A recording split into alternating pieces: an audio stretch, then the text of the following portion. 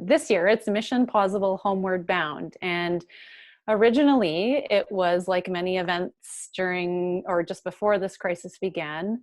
It was meant to be an in-person event at Oakville Place. And so we had to get really creative and think about how we could take something that was supposed to be in person and make it into something that would work virtually. We took it to a different level, which is a sort of an online game where we will have a giant game board where players who sign up to participate will move through our game board.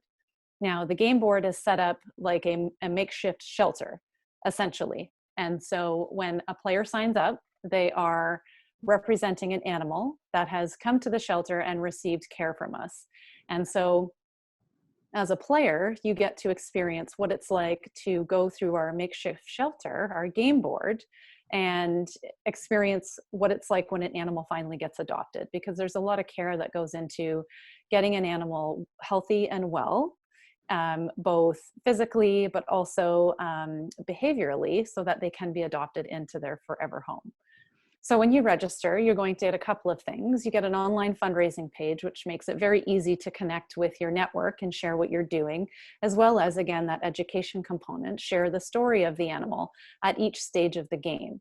So we've taken the animal histories and we've broken them out very specifically into the procedures or the steps and pieces of the care to reflect the actual costs of each of those particular things that the animal is experiencing. So the goal to finish the game, participants or players need to raise $1,000. Now that is a suggested amount. We'd like to register 40 participants, and we've got a handful of participants and players who have started playing as of Monday, and a couple of them have completed some of the steps in the game, which is really exciting.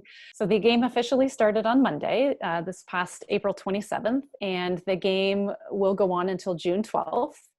People can register anytime throughout the game. There's no registration deadline, and we're encouraging everyone to register. So if you are a family that's looking for something to do, you can represent one of our animals as a family, and obviously the sooner you register, the more likely you are to complete the game.